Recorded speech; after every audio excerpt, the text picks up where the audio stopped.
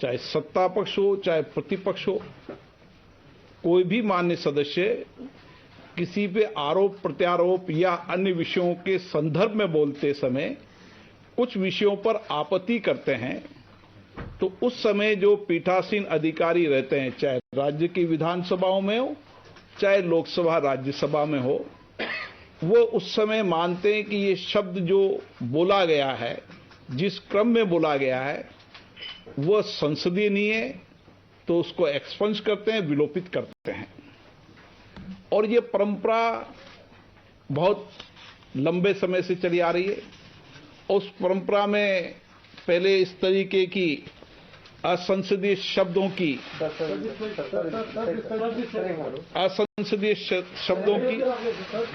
एक किताब निकाली जाती थी। अब क्योंकि संसद के अंदर हमने कोशिश की कि कागज की बचत हो, इसलिए हम इंटरनेट पर डालते हैं इसको। हमारी पहले तो कोशिश रहती थी इस किताब को देश के पत्रकारों को और लोगों को भी उपलब्ध कराएं, पर कुछ लोगों तक पहुंचती थी। हमने कहा देश के अन्य लोगों को भी जानकारी मिले, इसलिए हमने इसको इंटरनेट पर डाला है।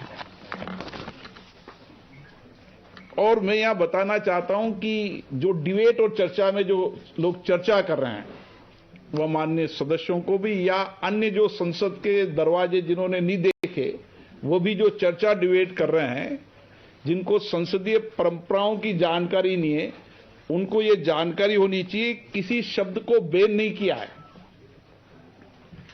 उस समय के संदर्भ में जब जब भी आवश्यक हुआ तो विलोपित किया है। और कोई भी माननीय सदस्य को उस समय जब उनको उनके भाषण की प्रति दी जाती है, उस समय उनको कोई आपत्ति हो, चाहे सत्ता पक्ष हो चाहे प्रतिपक्ष हो, कि आपने मेरे उन शब्दों को विलोपित किया है, वो विलोपित करना उचित नहीं था, किस कारण से किए हैं। अगर वो सचिवालय के अंदर कोई नोटिस देते हैं तो सचिवालय उस नोटिस पर उनको जवाब देता है। ये सारे शब्द जो विलोपित किए गए हैं, उनकी जो भी माननीय सदस्यों ने बोले हैं, उनकी जानकारी में अच्छा होता कि अगर विलोपित शब्दों के अंदर उनकी आपत्ति होती तो वह सचिवालय को जानकारी देते। फिर भी हम उचित समझते, लेकिन न्याय का अधिकार, क्योंकि नियम प्रक्रिया के अंदर पीठासीन अधिकारी का अधिकार है, हम उनकी बात सुनते। हमें उसके बाद भी लगता है कि नहीं, ये असंसदीय है, तो ये अधिकार हमें है, नियम प्रक्रियाओं के अंदर हम उस अधिकार को प्रयोग करके असंसदीय मानते। इसलिए मैं आपको ये स्पष्ट करना चाहता हूं कि देश में भ्रम की स्थिति नहीं होना चाहिए। किसी शब्दों को बैन नहीं किया है और किसी सरकार भी बैन नहीं करती है। मैं डिबेट और चर्चा में सुन रहा हूं कि इस सरकार ने बैन कर दिया, उस सरकार ने बैन कर दिया।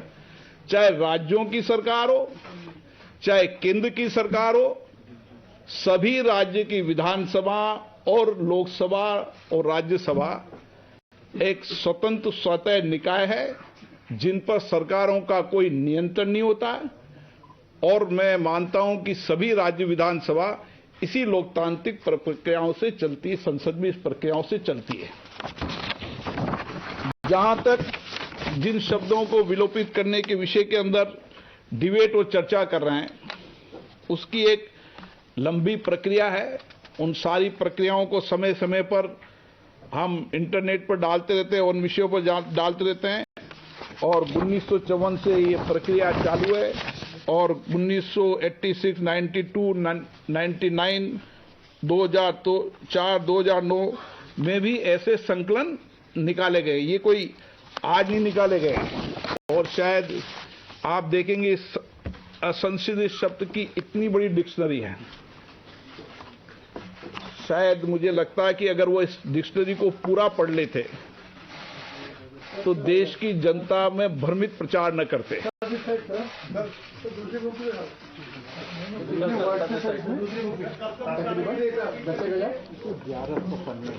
1100 पन्ने हैं, आप भी पढ़ लेना इसको, ताकि जब डिबेट करने वाले, चर्चा करने वालों को आप ही जवाब दे सको। ये निकाला कब से गया था? मैंने आपको बताया 1954 से निकाला गया था। गलत करा तो करेक्ट कर देंगे। 54 के बाद समय समय मैंने आपको बताया ना कि 1986, 1992, 1999, 2004 और 2009, 2010 वार्षिक निकालने लगे। अब रेगुलर नियमित निकालते हैं वार्षिक। 2010 से रेगुलर है पर ईयर? 2010 से नियमित है, हर वर्ष निकालते हैं। पहले एक साथ संकलन निकालते थे, अब एक साथ हर वर्ष निकालते हैं। और ये स्पष्ट मैं फिर करना चाहता हूं, किसी भी शब्दों को बैन नहीं किया गया है। जिन शब्दों को उस समय कार्रवाई के अंदर स्पंज किया गया है, चाहे लोकसभा हो, चाहे राज्यसभा हो, चाहे राज्य की विधानसभा हो, उसका संकलन जारी किया है। डिबेट चर्चा करने वाले जब दलों के आधार पर चर्चा करते हैं तो उनको दल से ऊपर उठकर जहां जहां उन दल की सरकार है उनके विषयों को भी सामने रखना चाहिए। और मेरा मानना है कि भारत का लोकतंत्र जहां पारदर्शी है, जवाबदेही है, निष्पक्ष है, देश की जनता की अपेक्षा आकांक्षाओं का मंदिर है, इसके प्रति आस्था विश्वास बना रहना चाहिए। और हमारी कोशिश है कि हम इसके आस्था विश्वास बना रहें और किसी भी माननीय सदस्यों को भारत के संविधान में अधिकार है कि वह अपनी बात स्वतंत्रता से कह सकता है। कोई भी सदन मर्यादित रूप से चले, मर्यादा में हो, ये भी माननीय सभी सदस्यों ने अपने सदन को चलाने के लिए नियम प्रक्रिया बनाई है। लेकिन किसी को स्वतंत्रता के बोलने का अधिकार कोई भी सदन नहीं छीन सकता। लेकिन ये अपेक्षा की जाती है कि सदन में चर्चा संवाद मर्यादित हो, अमर्यादित नहीं हो। देश की जनता भी लोकतंत्र के मंदिर से ये अपेक्षा करती है कि यहां पर मर्यादित चर्चा होनी चाहिए। आरोप प्रत्यारोप, सहमति असहमति हमारे लोकतंत्र की विशेषता है। आरोप प्रत्यारोप भी समय समय पर सदनों में लगते आए हैं, व्यंग्य भी हुए हैं। ये सब इस संसद की परंपरा रही है। हम और अच्छी परंपराओं को लागू करें और कभी भी संसद के मामले के अंदर किसी भी तरह की भ्रमित करने की कार्रवाई न करें, ये ऐसी अपेक्षा है। सर अध्यक्ष जी, मैं मनीष जाऊं, TV9 भारतवर्ष से। आप जब सदन चलाते हैं तो अमूमन विपक्षी दल इस बात की तारीफ करते हैं, बहुत फेयर आप चलाते हैं। तो क्या आप विपक्षी दल या लोगों को ये भरोसा दे सकते हैं कि वो लोग अपनी बात बिना किसी भय के और बेबाकी से रख सके और इस मामले में किसी भी तरह का दबाव नहीं होगा? मैं देश की जनता को और माननीय सदस्यों को सबको ये आश्वस्त करता हूं कि आपने मुझे पीठासीन अधिकारी के रूप में चुना है। मेरी जिम्मेदारी हो, चाहे सत्ता पक्ष हो चाहे प्रतिपक्ष हो, हर माननीय सदस्य का संरक्षण हो और उसको बोलने की अभिव्यक्ति हो। इसको मैं नहीं कर रहा अभिव्यक्ति, वो तो संविधान में अभिव्यक्ति, उसको कोई नहीं रोक सकता। ये तो एक सदन की प्रक्रिया है कि संसद में मर्यादा से चर्चा हो, गंभीरता से चर्चा हो, आरोप प्रत्यारोप लोग हो तो तथ्यों से हो। ये हमने सभी माननीय सदस्यों ने नियम प्रक्रिया बनाई सदन चलाने के लिए। लेकिन संविधान से बड़ा तो कुछ नहीं हो सकता। संविधान में बोलने की अभिव्यक्ति उसको कौन रख सकता है? आप कह रहे हैं बैन कर दिया, प्रतिबंधित कर दिया, ये बैन प्रतिबंध कभी नहीं हो सकते। ये तो एक नियमित प्रक्रिया है। मेरा सवाल ये है, अध्यक्ष जी, मेरा सवाल ये है, सबका जवाब दूंगा एक एक का। जो शब्दों की सूची, जितने पूछोगे ना सबका जवाब दूंगा, पर एक एक पूछो। जो शब्दों की सूची है, मेरा सवाल ये है कि कुछ शब्द ऐसे हैं जो कॉमन है, जैसे इसमें घड़ियाली आंसू, ये तो बच्चों को पढ़ाया जाता है कि इसका अर्थ क्या होता है मुहावरे में भी। तो इस तरह के बहुत सारे कॉमन शब्द हैं। तो विपक्ष कह रहा है कि उनकी आवाज अगर वो आलोचना नहीं कर पाएंगे तो विपक्ष करेगा क्या अगर इन सारे शब्दों को आपने? घड़ियालू आंसू किसने बोला ये आपको पता है क्या? हो सकता है कि सत्ता पक्ष ने बोला हो, ये हो सकता। ये तो सदन में केवल ये जो शब्द हैं वो केवल सत्ता पक्ष या प्रतिपक्ष नहीं है, ये तो सभी मान्य सदस्यों ने जो बोला है उसकी डायरी है ये। एक तो ये क्लियर होना चाहिए कि ये जितने शब्द हैं, अगर मैं आपको उचित लगेगा, आप कहोगे तो मैं घड़ियालो आंसू बोले, किसने बोले? घड़ियालो आंसू बोले सत्ता पक्ष के लोगों ने। तो फिर प्रतिपक्ष वाला क्यों वो आरोप लगा रहा है? क्यों लगा रहा है बताइए, और नाम बताऊं किसने बोला घड़ियालो आंसू? बहुत सारे ऐसे शब्द हैं जो आलोचना में आते हैं। मेरा ये कहना है कि आलोचना किस संदर्भ में बोला है, किस संदर्भ में बोला है। और मानो सत्ता पक्ष ने जिसने ये शब्द बोला था घड़ियालो आंसू, और प्रतिपक्ष ने उस पर आपत्ति की थी, मानो उस समय मैंने सत्ता पक्ष प्रतिपक्ष की आपत्ति को सुना और मैंने स्पंज किया। उसके बाद अगर सत्ता पक्ष का माननीय सदस्य मेरे पास आता है कि मेरे इस शब्द को क्यों स्पंज किया, तो उसकी बात को सुनते। दो सवाल प्रक्रिया से जुड़ा हुआ सर। पहला सवाल ये बात समझने के लिए पूछ रहा हूँ सर कि आप कह रहे हैं कि ये केवल उन शब्दों का संकलन है जो एक्सपंज किया गया है, तो क्या जो भी शब्द एक्सपंज होता है वो इसमें आता है? पहला सवाल ये। दूसरा ये कि जो नया संकलन निकाला गया है उसमें राज्य विधानसभाओं का अगर देखें तो दो ही प्रमुख रूप से विधानसभाओं का दिख रहा है, राजस्थान और छत्तीसगढ़। दो शब्द ऐसे हैं जो हिमाचल प्रदेश से है और एक झारखंड से। बाकी विधानसभा में क्या कोई शब्द इस्तेमाल ही नहीं? जिन जिन विधानसभाओं ने जब कोई स्पंज किया है और हमारे पास जानकारी हुई है उसका हमने जानकारी दे दी। मानो हिमाचल में दो शब्द उन्होंने स्पंज किया तो दो दे दी। छत्तीसगढ़ में अब कई नियम प्रक्रिया बहुत कड़ी है संसद की, वहां तो बेल में आने पर ही सस्पेंड कर देते हैं। ये नियम प्रक्रिया है। तो हर विधानसभा की अपनी नियम प्रक्रिया होती है, वो अपनी अपनी स्वायत्तता होती है नियम बनाने की। ये संविधान के अंदर है, जो उस राज्य की विधानसभा के सदस्य बनाते हैं नियम प्रक्रिया। यहां पर भी जो नियम प्रक्रिया बनी वो माननीय सदस्यों ने बनाई है। नियम समिति बनती है, नियम समिति बनने के बाद वो फ्लोर पर जाती है और फ्लोर पे जाने के बाद वो अधिकार अध्यक्ष होती है। सवाल ये है कि बहुत सारे शब्द ऐसे हैं इसमें कितने शब्द नहीं समझ में आ रहे। जैसे आदिवासी शब्द को असंसदीय घोषित किया गया है, अपमान शब्द को असंसदीय। अब एक बात बताइए, आदिवासी शब्द मानो छत्तीसगढ़ विधानसभा ने स्पंज किया है, आप जो उदाहरण दे रहे हो, तो उस समय के पीठासीन अधिकारी जो भी होंगे उन्होंने न्यायपूर्ण तरीके से काम किया होगा और उनको लगा होगा कि आदिवासी के संदर्भ में कुछ बात गलत बोली होगी इसलिए स्पंज किया होगा। इसमें क्या विषय है मेरे सामने? अब मानो छत्तीसगढ़ विधानसभा ने आदिवासी को शब्द को उन्होंने स्पंज किया, उस समय क्या संदर्भ हो सकता है? क्या संदर्भ हो सकता है? मैं आज इसका जवाब नहीं दे सकता ना संदर्भ।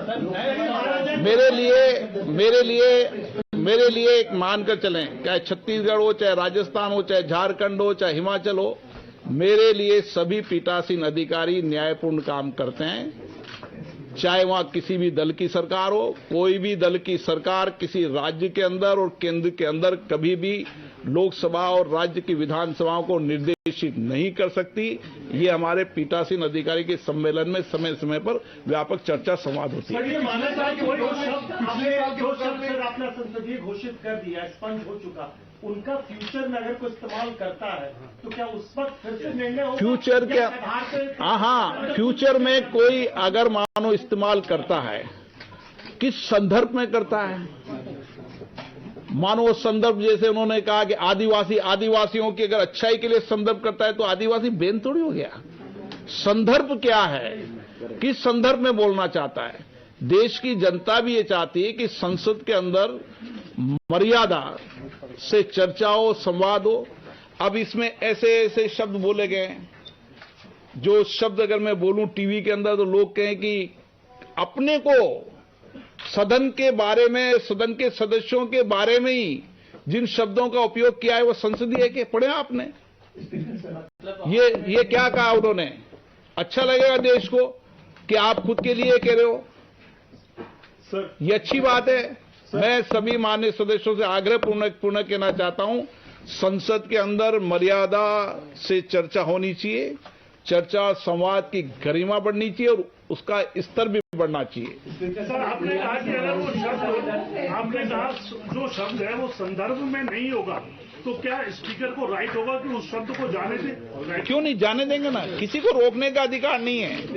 अगर ये तो उस समय भी जब स्पंज किया जाता है, जब माननीय सदस्य चाहे सत्ता पक्ष हो प्रतिपक्ष हो, एक तो ये क्लियर होना चाहिए, जो बार बार में धार्मिक प्रचार किया जा रहा है ना कि सरकार ने प्रतिबंध कर दिया है, सरकार कभी भी लोकसभा को निर्देश नहीं करती और सरकार किसी शब्दों को प्रतिबंध नहीं कर सकती। ये तो भारत के संविधान में है, संविधान में लिखा है कि उनको बोलने की स्वतंत्रता है, अभिव्यक्ति है, ये अधिकार उनको दिया गया है।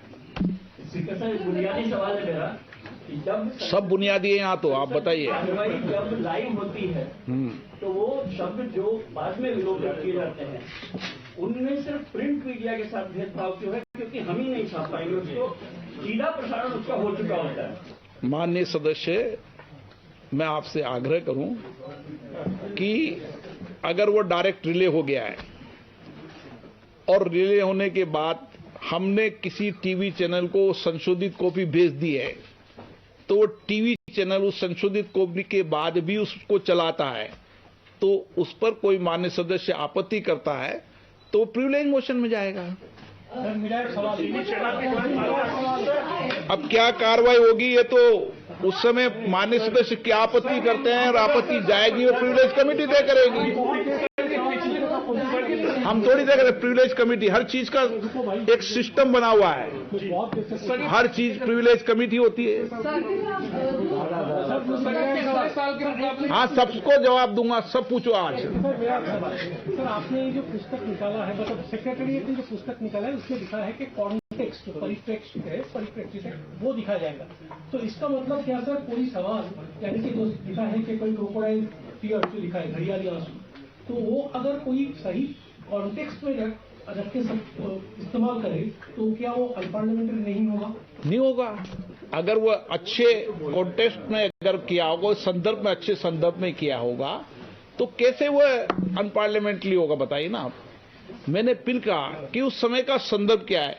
मैं आपको बताऊं कि ये परंपरा अभी की नहीं है।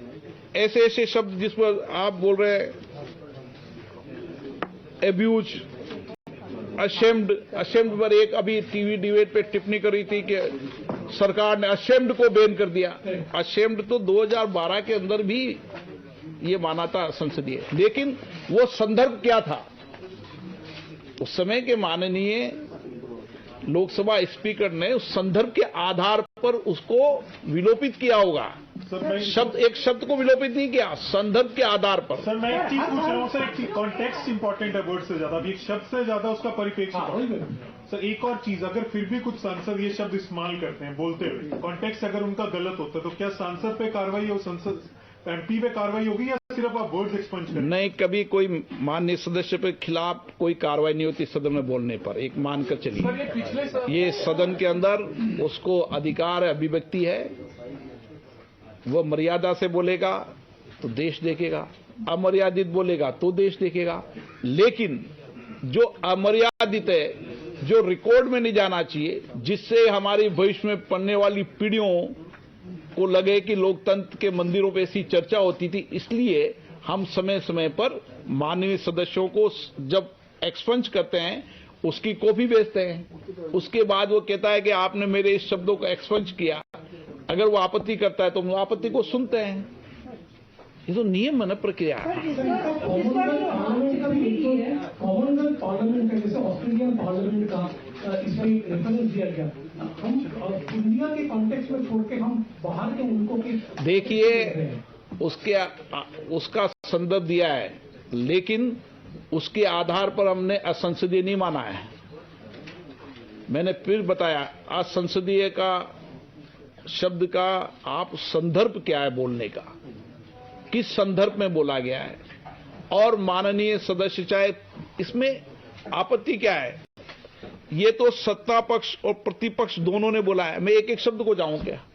कोई ने मानो बोल दिया कि उदाहरण कोर्ट पे कोयला चोर। अब किसने बोला होगा कोयला चोर? किसने बोला होगा? तो कोयला चोर जिसने बोला होगा उसको असंसदीय मान लिया। तो क्या है उसमें? सर आप इसके लिए ऑल पार्टीज को अप्रोच भी करेंगे, बुलाकर कंफ्यूजन क्लियर नहीं, उनका सब क्लियर है, कंफ्यूज उनका कंफ्यूज कोई है। अगर उनको कोई आपत्ति थी, जिन शब्दों को मैंने एक्सपंज किया वो सदस्य चाहे सत्ता के भी होंगे प्रतिपक्ष के भी होंगे, दोनों दल के होंगे, आपत्ति करनी थी उनको उस समय। अच्छा होता आपत्ति करते हुए उनकी आपत्ति को सुनता, चाहे वो सत्ता पक्ष के हो चाहे प्रतिपक्ष हो। आप इसमें एक बात तो ये मानकर चलो कि जो एक्सपंज किए गए शब्द हैं सारे के सारे, ये देश के सामने स्पष्ट होना चाहिए। ये संसद के अंदर माननीय सदस्य जो संसद सदस्य है, चाहे सत्ता पक्ष के प्रतिपक्ष के, किसी ने भी किसी पर आरोप लगाते समय असंसदीय भाषाओं का उपयोग किया है, उसको एक्सपंज किया है। केवल ये नहीं कि ये प्रतिपक्ष के शब्दों को गिन गिन कर एक्सपंज किया है। इसमें मैंने उदाहरण दे दिया आपको, फिर और उदाहरण सुनना चाहोगे तो आपको और उदाहरण सुना दूंगा, लेकिन मेरा उदाहरण सुनाना अच्छा नहीं है, क्योंकि ये मानकर चलो ये सत्ता पक्ष प्रतिपक्ष के जो भी माननीय सदस्यों ने उस समय के संदर्भ में असंसदीय लगा और उस समय के मानो सत्ता पक्ष के लोगों ने बोला, प्रतिपक्ष के लोगों ने बोला और किसी ने आपत्ति की कि साहब ये शब्द असंसदीय बोल रहा है, और स्पीकर ने उस समय के स्पीकर जो भी रहे होंगे उन्होंने माना होगा कि इस संदर्भ में असंसदीय है तो उन्होंने एक्सपंज कर दिया, उसके बाद आपत्ति कर लेते हैं। सर, विपक्ष ने एक पर्टिकुलर स्पेसिफिक कमेंट किया है कि जिन शब्दों का इस्तेमाल वो सरकार को क्रिटिसाइज करने के लिए करते हैं वो शब्द बैन किए गए, इस पे आप कोई टिप्पणी करेंगे? अब मैं आपको एक एक शब्द पे लेकर डिबेट कर लोगे आप? मैंने आपको पहले पूर्व में भी कहा कि ये शब्द जो एक्सपंज किए गए हैं, जो सारे के सारे शब्दों के अंदर सत्ता पक्ष ने भी बोले हैं प्रतिपक्ष ने